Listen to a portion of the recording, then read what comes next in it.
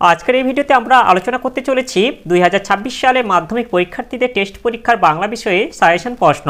আর এই প্রশ্নগুলি পরীক্ষাতে আসার সম্ভাবনা সবথেকে বেশি। তোমাদের প্রথমেটা আছে প্রশ্নমান 3-এর প্রশ্নগুলি আসার সম্ভাবনা যেগুলি বেশি সেগুলি হলো 1, তবে তপনের বা লেখক হতে বাধা কি, কী কারণে তপনের লেখক হতে বাধা ছিল না। এরপরে এটা আছে 2 দাগে আমার বুকের ভিতরে যে সব তীর্থ, কে কাকে কথা বলেন, বক্তা কিভাবে বৃত্তের মোহকে তুচ্ছ করেছেন। এরপরে 3 দাগে যেটা আছে ওর মা সাবধান করে দিয়েছিলেন, কার মা কি থেকে সাবধান করে দিয়েছিল। এরপরে 4 দাগে যেটা আছে আপনি কি ভগবানের চেয়েও বড়, এ কথা বলার কারণ কি। এরপর 5 দাগে আছে ছিনিয়ে নিয়ে গেল তোমাকে, তোমাকে বলতে কাকে বোঝানো হয়েছে, কে কোথা থেকে তাকে ছিনিয়ে নিয়ে গিয়েছিল। এরপর 6 দাগে আছে বিস্মিত হইল বালা, বালা বলতে কার কথা বলা হয়েছে, তিনি বিস্মিত হয়েছিলেন কেন।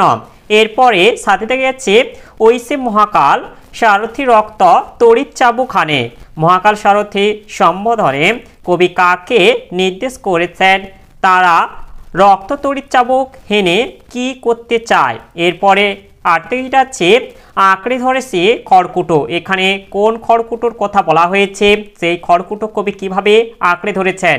এরপরে প্রশ্নমান 4, প্রশ্নমান 4-এর প্রশ্নপত্রগুলি যেগুলো আসতে পারে সেগুলি হলো 1 হচ্ছে আমার এই অক্ষমতার জন্যে তোমরা আমাকে ক্ষমা করো, কার কাছে কে এভাবে ক্ষমা চেয়েছেন, তার ক্ষমা চাইবার কারণ কি। এরপর 2টা আছে সিরাজউদ্দৌলা নাট্যাংশ অবলম্বনে সিরাজের চরিত্র বিশ্লেষণ করো। এরপরে আছে 3 মনে হয় ওর নিঃশ্বাসে বিষ, ওর দৃষ্টিতে আগুন, ওর অঙ্গ সঞ্চালনে ভূমিকম্প, উদ্ধৃতিটি কার। এরপরে হচ্ছে উদ্ধৃতির আলোকে উদ্দিষ্ট ব্যক্তি চরিত্রটি আলোচনা করো। এরপরে 4 যেটা আছে জাতির সৌভাগ্য সূর্য আজ অস্তাচলগামী, কোন জাতির কথা অধিকাংশে বলা হয়েছে, তার সৌভাগ্য সূর্য অস্তাচলগামী কেন। এরপরে যেটা আছে তোমাদের প্রশ্নমান 5, প্রশ্নমান 5-এ তোমাদের একইটা আছে নতুন মেশোকে দেখে জ্ঞানচক্ষু খুলে গেল তপনের, জ্ঞানচক্ষু কথাটির অর্থ কি।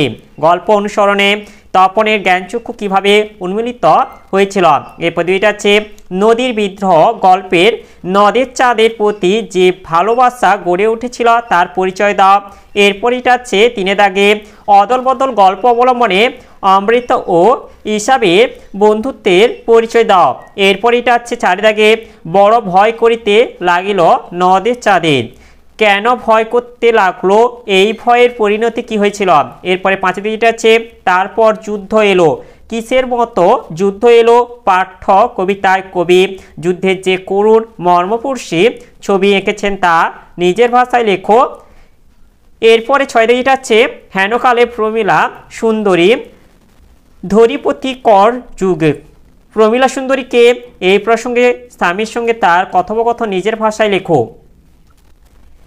এরপরে তোমাদের যেটা আছে 7 দাগে আয় আরও বেঁধে বেঁধে থাকি, বেঁধে বেঁধে থাকা বলতে কবি কি বুঝিয়েছেন এবং কাদের এভাবে থাকতে বলেছেন, কবি বেঁধে বেঁধে থাকার প্রয়োজনীয়তার উপর জোর দিয়েছেন কেন। এরপর এটা 4 দাগে ঘুচাবো এ অপবাদ বোধি রিপুকুলে, উদ্ধৃতাংশের বক্তাকে বক্তা তার কোন অপবাদের কথা বলেছেন, অপবাদ ঘোচানোর জন্য তিনি কি করেছিলেন। এরপরে 9 দিকে আছে বাংলা ভাষায় বিজ্ঞান রচনায় প্রাবন্ধিক বাংলা ভাষার বিজ্ঞান চর্চার ক্ষেত্রে যে সব অসুবিধার কথা বলেছেন তা আলোচনা করো। এরপর 10 থেকে যেটা আছে কালি কলমের প্রতি ভালোবাসা, হারিয়ে যাওয়া কালি কলম প্রবন্ধয় কিভাবে ফুটে উঠেছে তা আলোচনা করো, এগুলিকে হারানোর বেদনা কিভাবে প্রকাশিত পেয়েছে। এরপরে 11 দাগে যেটা আছে চ্যাম্পিয়নরা জন্মায় ওদের তৈরি করা যায় না, কোনের জীবনচিত্র উল্লেখ করে মন্তব্যটি বিচার করো। এরপর 12 দাগে যেটা আছে ক্ষিতিসিংহ কোনিকে সাঁতারে চ্যাম্পিয়ন করানোর জন্য যে কঠোর অনুশীলনের ব্যবস্থা করেছিলেন তার পরিচয় দাও। এরপরে 13 দাগে যেটা আছে তোর আসল লজ্জা জলে, আসল গর্ব ও জলে, বক্তাকে উদ্দিষ্ট ব্যক্তিকে তিনি কিভাবে উদ্দীপ্ত করে তুলেছিলেন তা উদ্ধৃতিটির আলোকে বিশ্লেষণ করো। এরপরে 14 দাগে যেটা আছে আমি ঠিক মেডেল এনে দেব তোমায়, কোনি কাকে কথা বলেছিল তার সংকল্প কিভাবে সত্যি হয়েছিল। এরপরে 15 দাগে যেটা আছে, কোন উপন্যাসের কাহিনী অবলম্বনে স্বামীর যোগ্য সহধর্মিণী রূপে লীলাবতী চরিত্রটির পরিচয় দাও।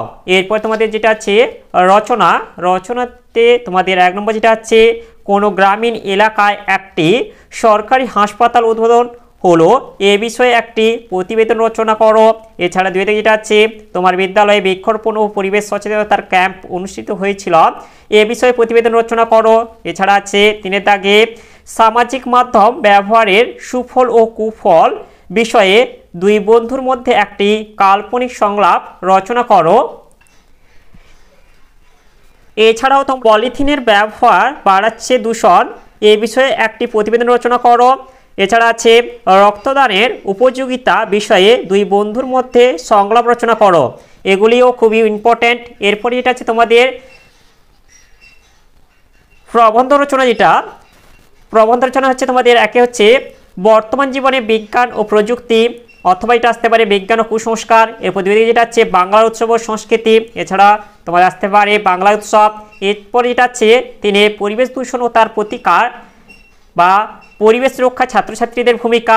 এরপর এটা আছে সাহিত্য পাঠের প্রয়োজনীয়তা। এই সমস্ত প্রশ্নগুলি তোমাদের পরীক্ষাতে আসার সম্ভাবনা সব থেকে বেশি।